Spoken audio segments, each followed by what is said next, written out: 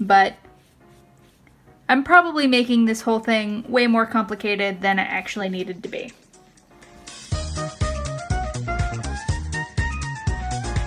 Hey y'all,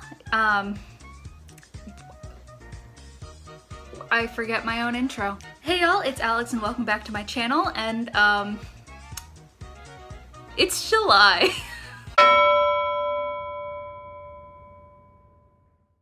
Alright, let's get into the reason why we're actually doing this video. So I went in to get some Bristol board, then decided I'm not gonna do the project I wanted that Bristol board for.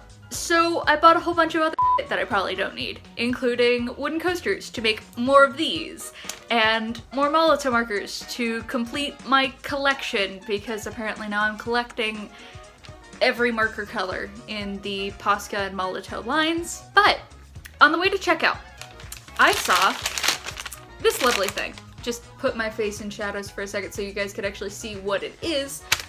Hello from Editing Alex. So this bag is part of a blind bag challenge that Blick Arts hosted in the Columbus area in July.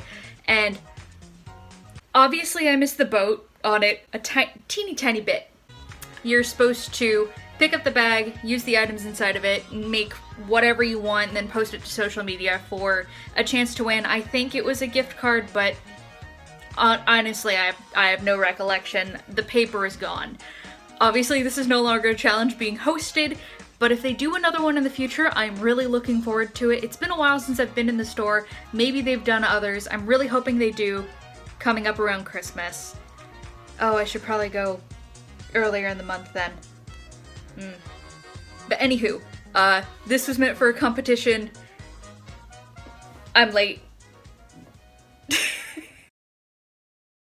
I believe it has 6 items in it, just based off of the item numbers that are listed on the tag here. The bag I picked out is titled Pretty in Pink, and for those who know me, Pretty in Pink, Alex, are you sure?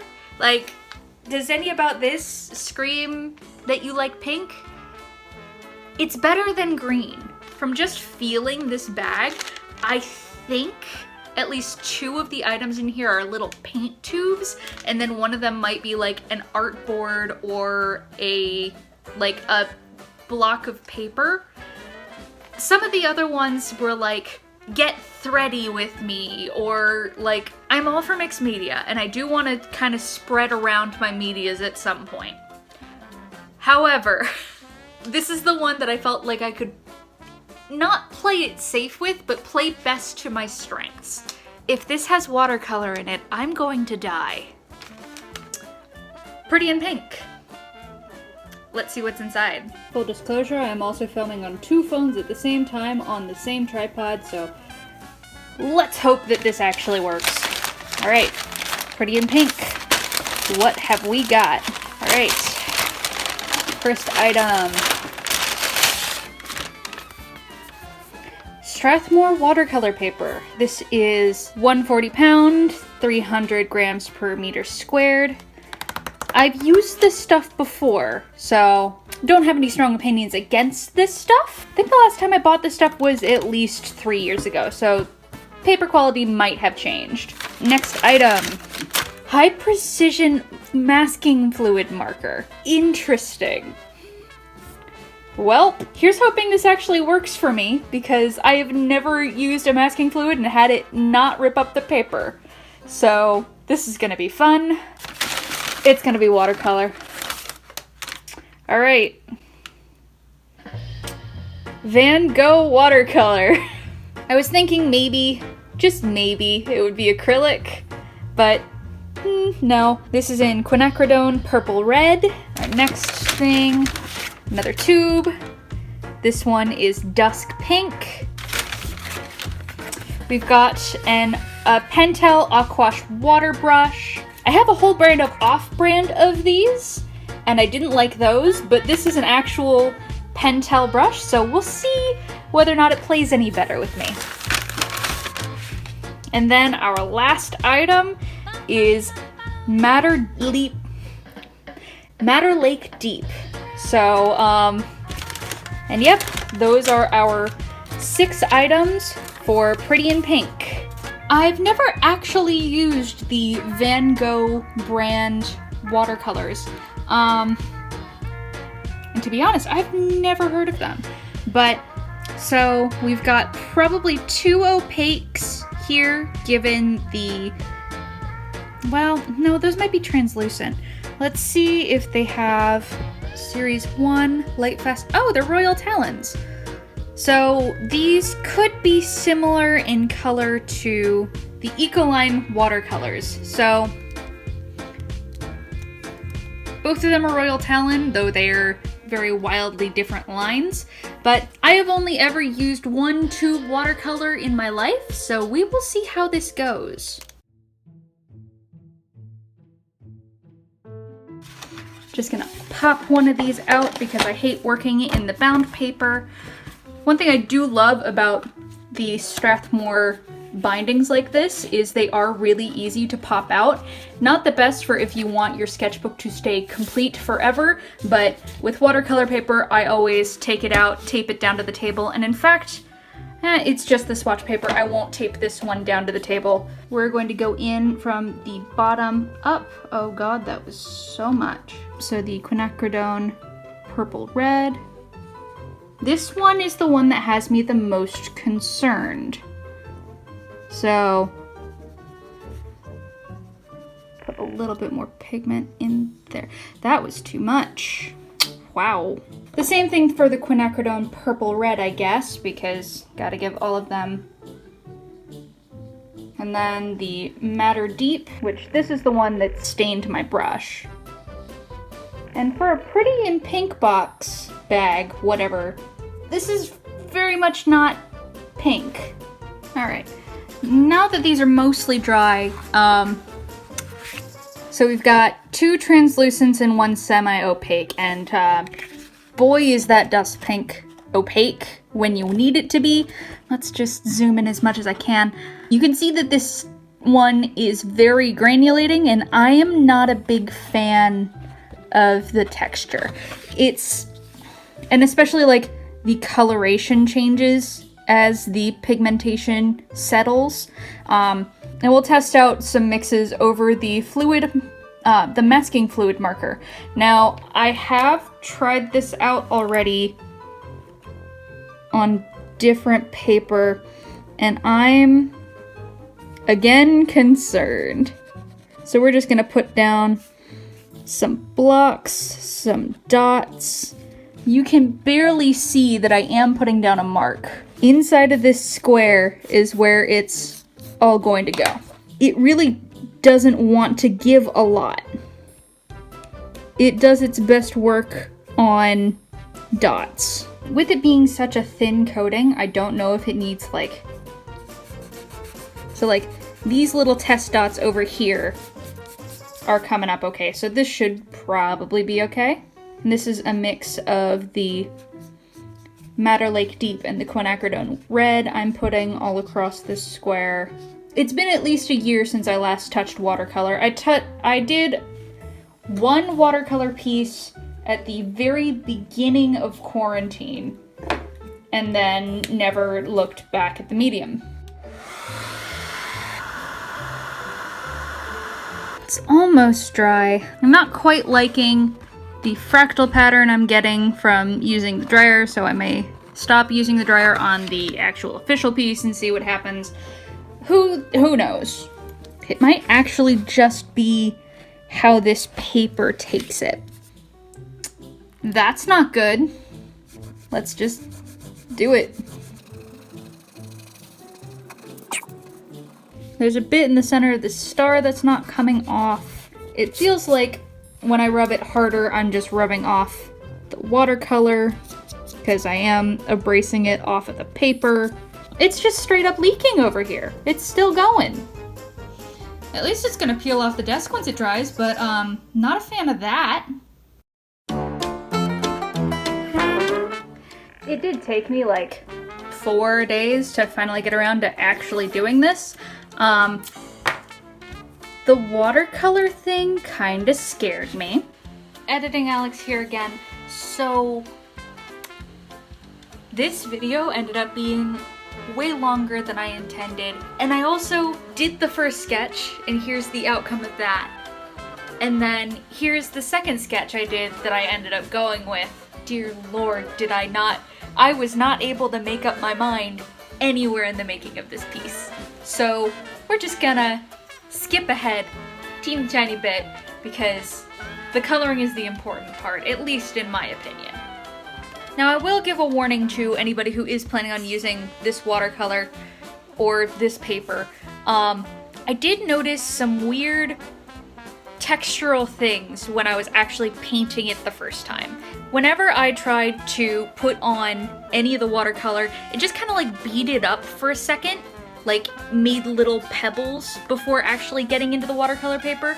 And that could be because the watercolor itself isn't of a good quality. Maybe there's a filler in it that prevents it from interacting with the paper the way it should, or there's a filler in the sizing of the paper which is preventing it from absorbing the water the way that it should. So there's some funkiness with this watercolor.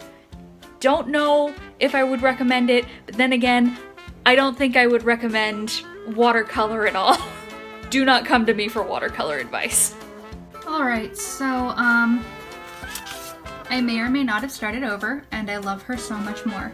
And plus, I actually got the masking fluid marker to work for me. At least we're gonna give this a shot. I'm gonna say now that I don't have high hopes for it. It's at least consistently marking the paper. Probably gonna have to let this dry overnight to make sure that it is like dry. Alright, I'm doing this. Am I wasting more paper by literally taping it onto another piece of paper that's gonna have a background on it? Yes. Yes, I am.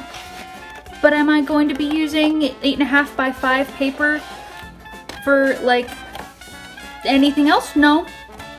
I'm good with my decisions. How are you guys? I did a test where I erased the masking fluid. It leaves a pretty good imprint because the nib is pretty hard, which means that the granulating pigment is going to settle into that groove and it's just gonna look ugly, and I do not like how big I went with the snakes before. I'm going to do smaller snakes. And plus, now I'm gonna be able to put little wedges of cardboard behind her, so that way she'll be able to stand out a little better. Doing it this way is gonna be a little bit more of the, whatchamacallit, the masking fluid, but at this point I don't care.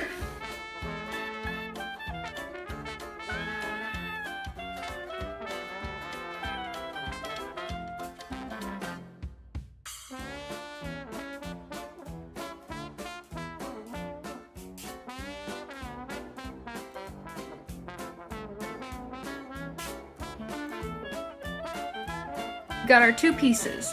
I'm thinking I'm going to leave the edges on the figure piece just while I'm painting it, so I'll have little edges to hold onto, because otherwise I'm gonna have to touch wet paint. This is an absolutely tiny brush for all of this, so I'm gonna do the first wash in this 1.5 inch brush. Really watered down.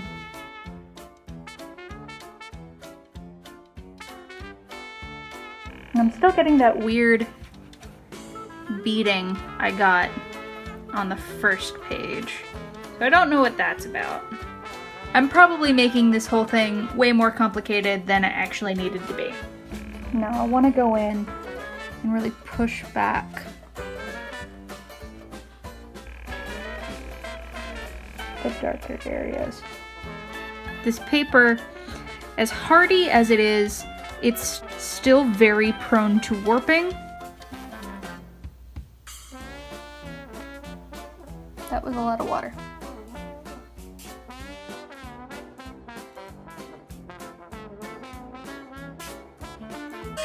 Nobody. Cat intermission. Buddy. No! No! Of course, he steps in a tiny bit of granulated pigment. You are not allowed on the desk right now. That is exactly why I always put paper down before I start working. I'm just more and more unhappy with the granulating pigment. I know it's some people's jam. I just am not a fan. I don't recommend doing the piecing two papers together because this is actually really hard to paint the top corners of and actually put in the shot. You know what? I am not liking this. So we're just gonna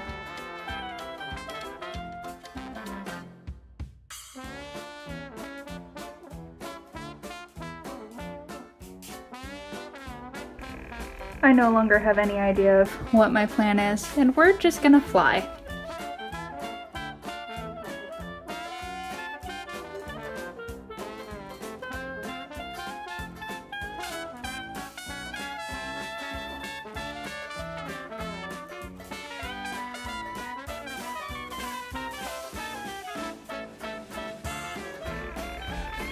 Yep.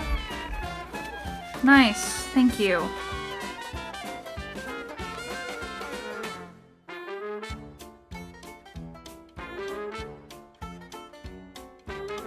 So the granulating pigment doesn't want to go dark enough for me. And I have out the black watercolor that I thought I was going to use on the last one. So why not? Let's let this dry, and I think I'm gonna have to come back tomorrow because the light is gone. I don't know what it looks like on video for the rest of this, but hopefully it won't be terrible. Eventually. Alright, it's December. This is where we've been left since July. The background actually came out pretty good. Now let's see if we can remove all of this without removing the pigment. Alright, let's just try going in with fingers. Now, I used this pen a whole bunch during Inktober. Let me show you. I did all of the background eyes for this piece with the liquid latex pen from this kit, and it actually worked pretty well with a Copic marker. So, I'm rather surprised I like this pen. Let's give an eraser a try, and hopefully it won't be too aggressive on the pigment. Yeah, I was worried that this was going to happen with it sitting for so long. Maybe I need a pencil eraser so I can apply more pressure. Alright, I've gotten to this point, and even on this part down here that looks like I've got most of it, 90% of where I put my hand, I still get a lot that isn't coming off. Like, if I really try hard, it'll come off, but I do not have that kind of time. I'm just going to go over everything and make sure that it's white. Besides, there's some messy edges I need to clean up, because the only problem I have with using this pen is I wish that it had a little bit more color to it while you're using it, because otherwise you can't see jack. Alright, we're going to set this aside for the moment because I just realized it'd be a shame if I spend a lot of time working on the center of this piece when I'll fix the ones that do show, but if there is a snake that is underneath her, I'm not gonna worry about it. But now we need to figure out what we're gonna do about her. I am almost tempted to not bring the watercolors back out at all and just do colored pencil. Let's try it. So maybe we'll do like a spiraling texture on wherever she has scales. It's light, but honestly, don't think I have the patience right now to deal with watercolor. Gigi is asleep right now, but I have to keep in mind that he might decide that he wants to use my hand as a pillow. So wet mediums are not really a good option right now. Maybe we'll make some patterns, and then maybe we'll continue those as spots on her skin. I feel like keeping her light will be a good way to contrast her against the background. And of course, I'm using the world's most brittle lead. So I hope people aren't finding it too jarring that I've switched now to doing more real-time shots. To be honest, it's both an aesthetic choice and a necessary choice for me. Something I realized while editing videos, I noticed that sometimes when I'm watching time-lapsed video, it actually makes me feel ill.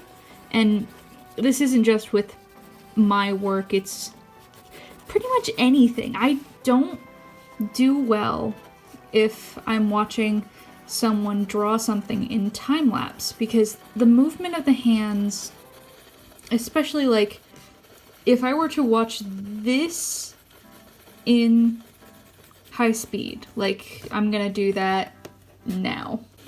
Like, it's not the worst, but if I have to go back and rewatch it a good few times, it just makes me feel ill.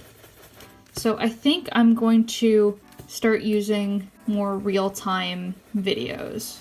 Alright, I'm stopping the high speed now. So I think for the skin tone, I'm just going to leave it white and do some pink birthmarks. Maybe you could technically call it vitiligo, but not quite. But I also have to use the pink for shading, so I gotta make the birthmarks pretty dark. I think also for the snakes, I want to do a dot pattern. So they're gonna have like a little, it almost looks like it has a yarmulke, but big dot on the head, and then dots going down the body, and of course shading. Man, I actually might have that. I bought a whole bunch of, well, not a whole bunch, I bought like 3 of these little rub stubs when I had to do an intro drawing class. I wonder if this will work with the colored lead. Oh, it does. Oh, thank God. I can work out some of the shading. Maybe I should go through and shade the whole piece now.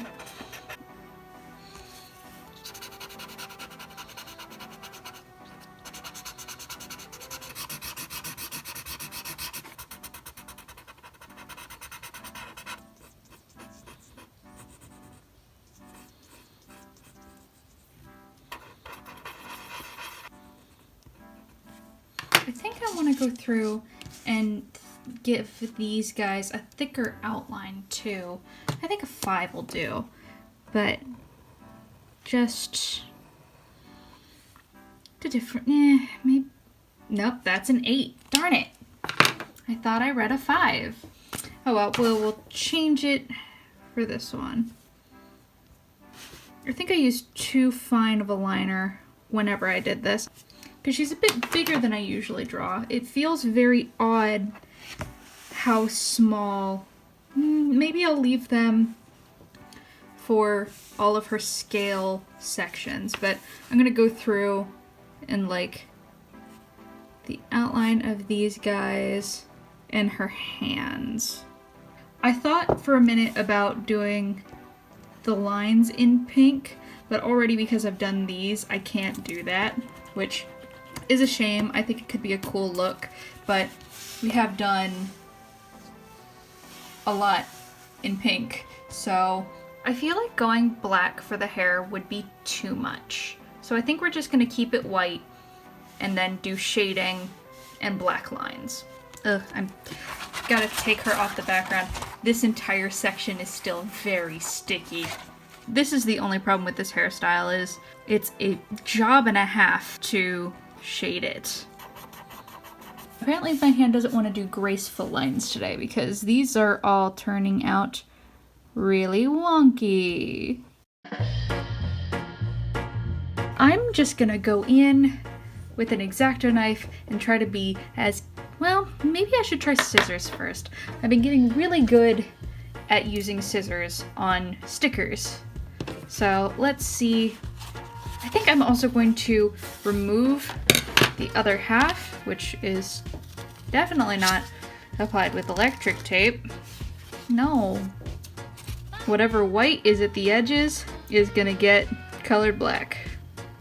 In fact, maybe I should go through and color all of the edges black now, just so I have a little bit of extra buffer, because I've already cut one of these a little too close for my comfort. Oh yeah, some of these little guys are not going to live. They'd be too difficult to cut out and also tape down. Alright, let's try this with scissors. I also apologize if lighting is kinda right now. While trying to get used to my new setup in the studio, I knocked over my lights and one of my specialty bulbs shattered, which means I don't have the ability to replace them at the moment.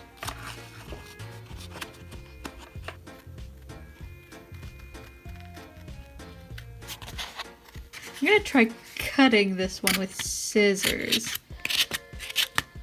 So here's a little hole.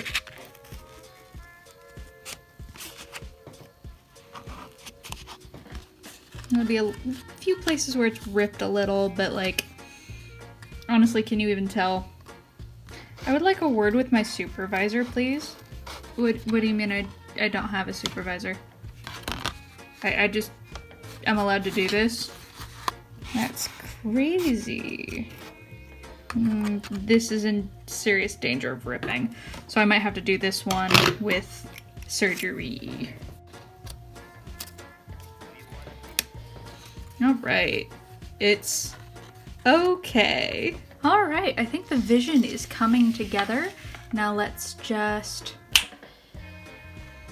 Lovely. Wish I could do that all the time. Now, we gotta go through and make sure all of the edges aren't white, and it's honestly best to do that from the back side, I've learned. That's what they said. Oh my god, this Copic is putting up a fight. Why? I just had you open. You're fine. There you go. So just gonna go along all the edges. Basically, I'm going through and I'm making spacers. So I'm folding up this watercolor paper, so on, and then I'm taping them together, and then I'm going to glue them to the back of each piece. And then they turn out into be little sushi stacks of paper like this. All right, we have all of our spacers made. Now, why don't we just... Oh my god. It is finally done. It's not perfect. I'd planned on going back and doing all of these, but it is 3 in the morning and I have a Christmas tree to decorate tomorrow with my family. But I love the floatiness. I think, funny enough, my favorite part of the whole piece is this dark background down here that I originally just did completely on a whim. Also, this paper is really prone to bending. It's not liking being taped down either. I had to glue a piece of scrap to the back to keep this center seam from folding up. So I find it hilarious that in this bag called Pretty in Pink, the only thing that was actually pink was the pink pencil that I brought in.